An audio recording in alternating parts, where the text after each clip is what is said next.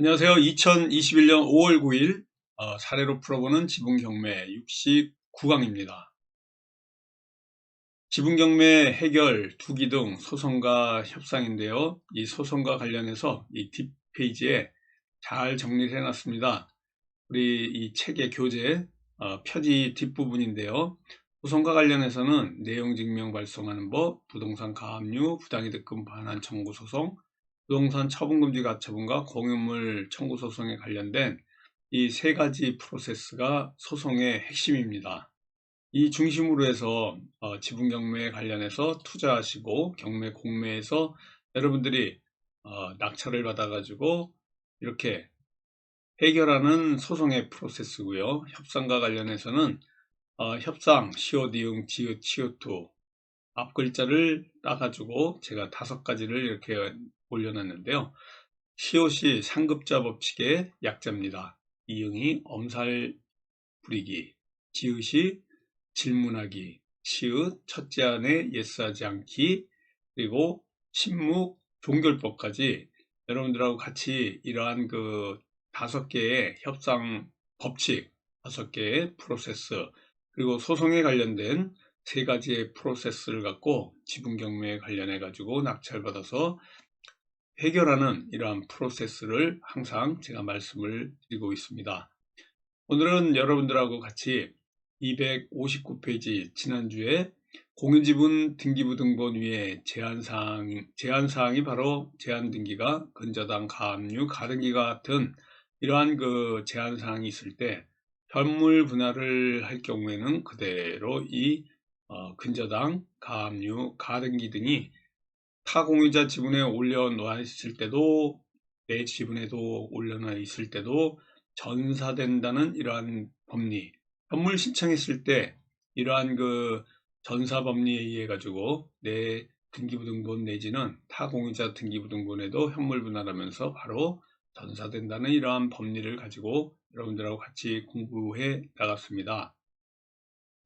이 사건처럼 한 명의 타 공유자 지분에 설정된 가압류로 인해 가지고 현물 분할 시 나의 지분에도 그 가압류가 그대로 옮겨지는 전사된다. 이 법리를 꼭 알고 하셔야 돼요. 현물 분할을 하는 경우에 전사, 현물 분할 이 2가지에 관련된 이 키워드를 꼭 기억하시기 바라겠습니다. 현물 분할을 원할 때는 상대방이나 내 지분에 이 전사되는 이러한 그 제한사항, 가등기, 근저당, 가압류 등이 없을 때 해야 된다는 이런 내용을 알고 하셔야 될 것 같습니다. 여기 보이시는 이 내용 잠깐 조금 크게 해야 될 것 같으네요. 성명 준비 명령에 관련된 질문을 여쭙습니다. 이제 메일에 와 있는 내용인데요. 이런 질문을 하셨습니다. 지난 현물 분할 강의 시 진행 중인 천안지원의 토지 현물 분할 이 준비 서면을 제출하고 법원에서 첨부 문서와 같은 성명 준비 명령이 도착했습니다. 이에 준비하고자 먼저 교수님께 여쭙고 진행하려고 합니다. 바쁘신 와중에도 도움 주셔서 감사하고 이런 내용이고요. 이 성명 준비 명령 내용에 대해서 이 4가지에 대해서 이제 올라와 있는데요. 이 부분에 대해서 같이 공부해 나가도록 하겠습니다. 뒷장에는 이제 그 법원에서 온 성명 준비 명령서를 이제 할 거고요. 그거에 대해서 이런 답을 하면 어떻겠느냐 하는 내용을 이렇게 올려놓은 거예요. 청구 취지를 정정하겠다. 피고 외 5명인데요. 외 4명, 그러니까 1번부터 피고 1부터 피고 5까지 이 특정해서 정정하고 각각 지분과 분할할 부분까지 이 청구 취지를 정리해서 청구 취지 변경서를 내겠다는 내용입니다. 현물 분할을 위한 측량 감정 신청을 해서 감정 신청서를 작성하고 신청한다. 이런 것도 뭐 혼자서 할 수 있겠다라는 이러한 내용으로 넣어주신 거고요. 천안시청 관계자와 통화해서 지분이 행정법률상 분필 가능한 최소 면적으로 충족하는지 여부를 확인하고 다만 가능하다는 사실을 법원에 증명할 수 있는 서류 발급이 가능한지 또 이 천안시청에 물어보겠다. 공유자 중 일부 지분에 대한 제한 등기 말소 가능한지 여부를 묻는데, 이 부분은 타공유자의 지분의 제한 등기, 그러니까 근저당, 가압류, 가등기, 여기선 가압류인데요. 이러한 올라갔는데 이런 것들을 이 말소 가능하다 못합니다. 다른 사람 거기 때문에요. 타공유자 거기 때문에 토지의 형상과 위치 등 적정한 현물 분할 방법에 관한 주장을 하려는데, 이미 준비서면에 제가 밝혔는데도 또다시 묻는 것은 기존 제가 주장한 준비서면 내용을 바꾸라는 것인지, 한번 그러면 여기서 성명준비명령서가 어떤 건지 보고 다시 앞으로 돌아와서 다시 한번 살펴보도록 하겠습니다. 천안지원의 이 성명준비명령서입니다. 이 성명준비명령서는요, 여기 보시는 것과 같이 증거신청 따르지 않으면 보완하는 기간이 있는데, 이 보완을 명했습니다.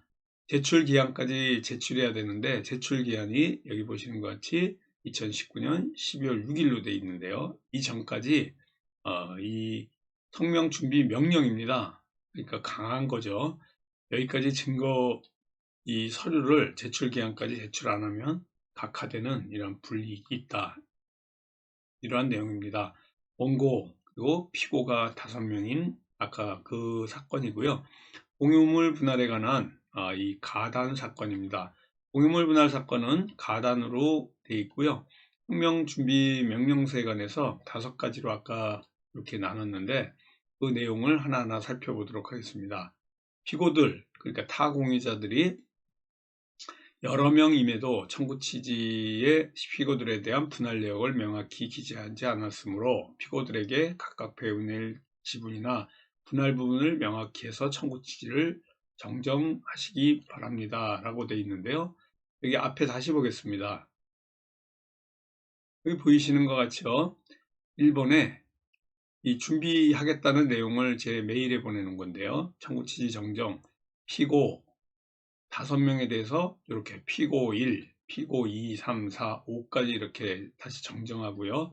각각 지분에 대해서 분할 부분까지 이렇게 청구 취지를 특정해 가지고 해줘야 된다. 이러한 내용을 여기 보시는 성명 준비 명령으로 받은 겁니다.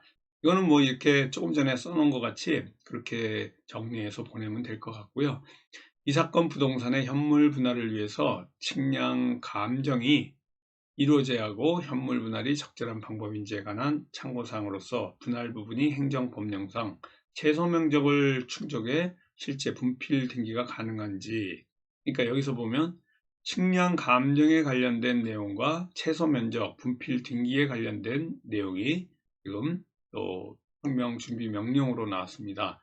여기 보시면요, 그래서 저한테 질문한 게 현물 분할을 위한 측량 감정 신청서를 작성하고 신청하는데 하겠다라는 이런 내용이고요. 이 시청 관계자하고 통화해가지고 149.2제곱미터에 대해서 여기 천안시청의 행정법령상 분필이 가능한, 현물 분할이 가능한 최소 면적에 충족되는지 여부를 확인하고, 이런 것들이 서류 발급이 가능한지에 관련해서 알아보고 또 이 재판부에 제출을 하겠다는 이러한 질문입니다. 여기 보시면 아주 성명준비명령에 자세하게 나와 있는데요.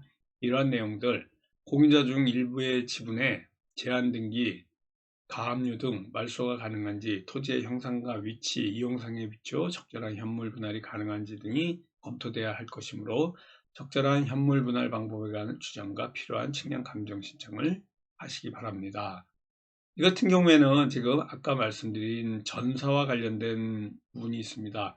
공유자 중 일부 지분에 제한 등기가 있는데 말소가 가능한지, 말소가 안 된다 그러면 전사법리에 의해서 여기 위에 아까 말씀드린 대로 공유 지분의 등기부등본 위에 제한 물건이 아까 가압류죠. 이 가압류가 공유물 분할 즉 현물 분할일 경우 그대로 전사된다는 이 법리에 의해 가지고 이와 같이 이러한 염려 때문에 이 재판부에서는 지금 이 제한 등기 말소가 가능한지에 관련해 가지고 묻습니다.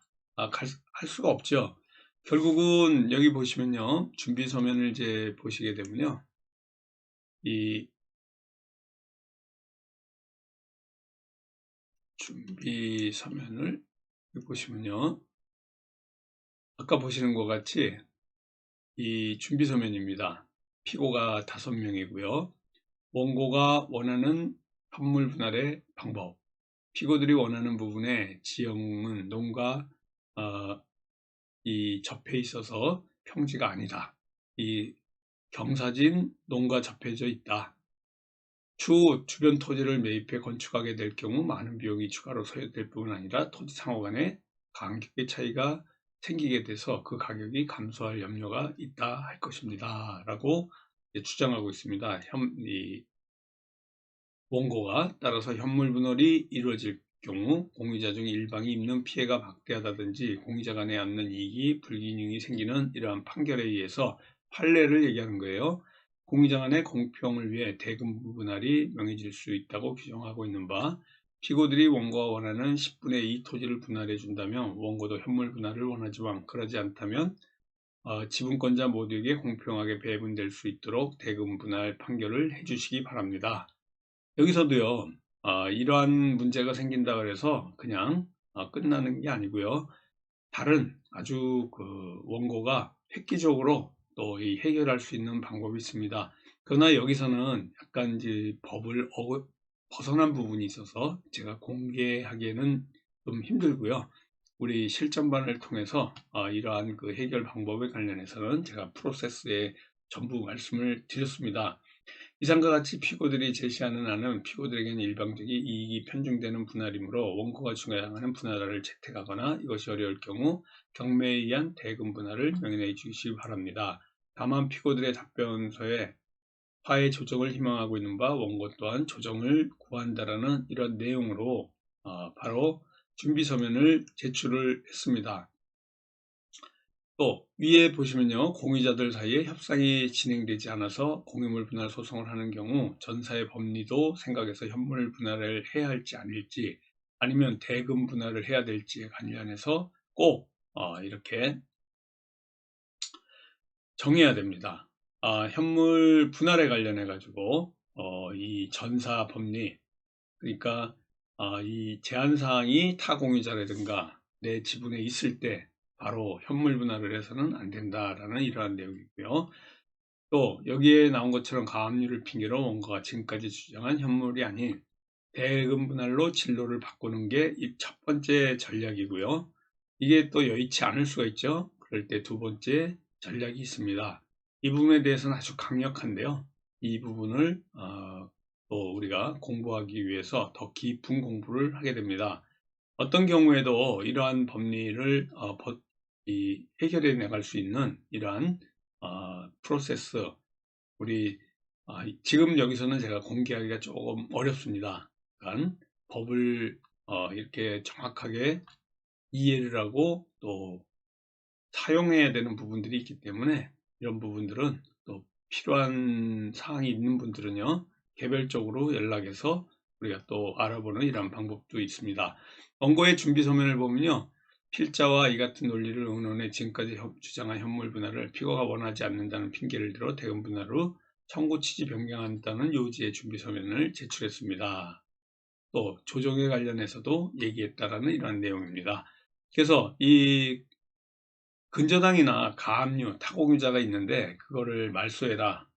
이 법원에서 연락이 왔다 그래서 이러한 그 말소하는 법리 이런 것들은 바로 말소하지는 않습니다. 타공유자하고 나하고 적대적인 지금 관계에 있기 때문에 이런 소송을 하기 때문에요.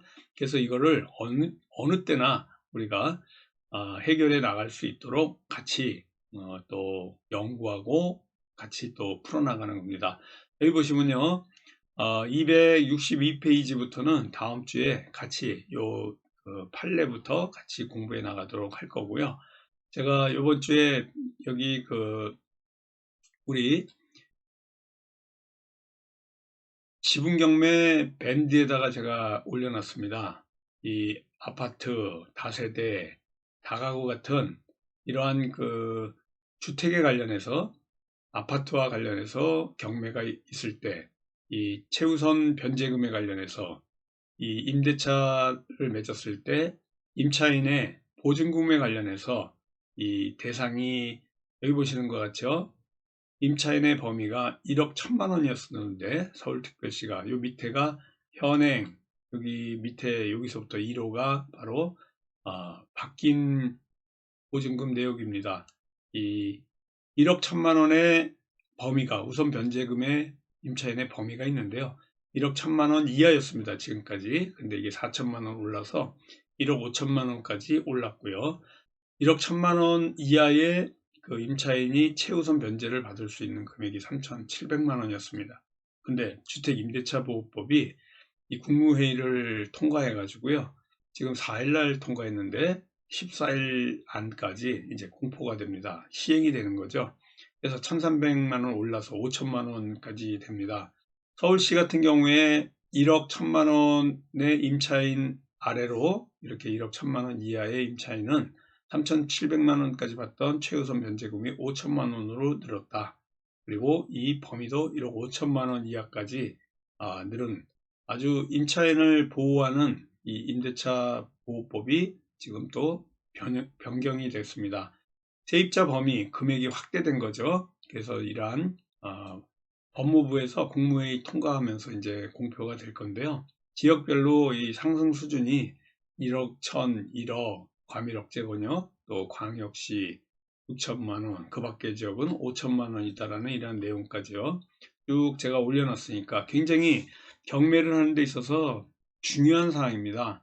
물론 우리 지분 경매 같은 경우에는 이 우선 변제금과 관련된 이러한 내용들이 적용을 받는 이러한 사건도 있을 수 있고요. 또 아닌 경우도 있지만은 결국은 현재 유지 중인 임대차 계약에도 같이 적용되기 때문에 이 시행 전에 관련해 가지고 이러한 그 내용들을 좀 숙지해야 된다. 최우선 변제 금액도 이렇게 1,300만 원, 900만 원, 300만 원, 300만 원씩 늘고 이렇게 확장이 된다. 이런 내용입니다. 그리고 잠깐 우리 실전반에서 우리 제자분이 지난주에 이렇게 협상과 관련해서 내용들을 좀 보내왔습니다. 지난주 내용인데요. 어제 포천의 농지지분에 대해서 협의하러 이제 그 공유물 분할 소송을 했는데 판사님이 거기서 조정을 좀 해봐라. 그래서 따로 좀 원고 피고가 만나서 조정을 하는 이러한 내용에 관련해 가지고 좀 추천을 했더니 또 만나게 됐습니다. 그래서 지난주에 포천 농지지분협의 첫째 공유자 부부, 둘째 공유자 친형, 작은아버지 채무자, 채무자분 어머니 엄청나게 나온 거죠. 그러니까 지분권자의 식구들이 뭐 거의 다 나왔다고 보면 됩니다. 많은 분들이 참석하셔서 부담이 되었지만 좋은 첫 경험이 되었습니다. 가격 협상 중에 있으며 잘 협의하여 수익을 낼 수 있도록 하겠습니다. 또 교수님이 타 공유자분들과 협상에 대해 수업하신 내용이 하나하나 모두 틀림없이 맞아떨어져서 대단함에 대해 직접적으로 체험을 하니 조금씩 체화가 되어 가는 것 같습니다. 교수님이 알려주신 모든 내용과 말씀의 위대함을 느꼈습니다. 그러니까 이제 공유물 분할 소송을 해서요. 이 소송을 통해 가지고 좀 가격 협상이 잘 안 돼서 이제 만나 가지고 실제 이 타 공유자들과 전체가 협상하는, 그래서 가격을 협상 중이다라는 이런 내용입니다. 이런 프로세스로 실제 해결을 하고 있습니다. 그래서 이러한 내용들 계속해서 숙지해 나갈 거고요. 여기 밴드 전체 검색란에 지분경매라고 찾으셔서 노란 책 표지가 있는 이 지분경매 찾으셔서요. 실명으로 가입하고 수락받고 들어오시면 됩니다. 우리 이 5월 달에 1일 특강이 있습니다. 여기 보시는 것 같이 5월 25일 화요일 날 4시 반에서 7시 반까지 3시간 동안 이 1일 특강이 있는데요. 이 홍봉기 사무총장님하고 문의하셔가지고 등록하면 되고요. 이 1일 특강은 5만 원입니다. 우리 010-3033-9074 홍봉기 사무총장님의 이 전화로 문의하셔가지고요. 5월 25일 화요일에 있을 이 1일 특강에 대해서 문의하시기 바라겠고요. 그리고 우리가 매주 수요일날, 금주 수요일날 12일날에도 우리 이 실전반이 있습니다. 6개월 과정이고요. 매주 수요일날 저녁 7시부터 9시까지 2시간씩 6개월 과정입니다. 이 진도가 있는 게 아니기 때문에 수시로 등록해서 들어와서 이 등록하시면 되고요. 홍봉기 사무총장님하고 의논하셔가지고 여기 그 교육에 참여하시기 바라겠습니다. 아까 1일 특강하고 이 실전반은 교대역 1번, 13번 출구, 이 두 개의 출구가 있어서 그래요.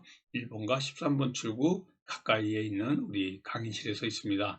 교육비가 6개월에 400만 원입니다. 아주 이 프로젝트, 경매, 소송, 협상 관련한 이러한 그 공부 내용을 실전반에서 소송과 협상에 관련해서 자세하게 알려드리고요. 이렇게 그 해결하는 프로세스에 대해서 전문가 수준의 이러한 공부를 해 나갈 수 있도록 가르쳐 드립니다. 오늘 69강을 했고요. 다음 주 70강에 건강한 모습으로 찾아뵙도록 하겠습니다. 감사합니다. 안녕히 계십시오.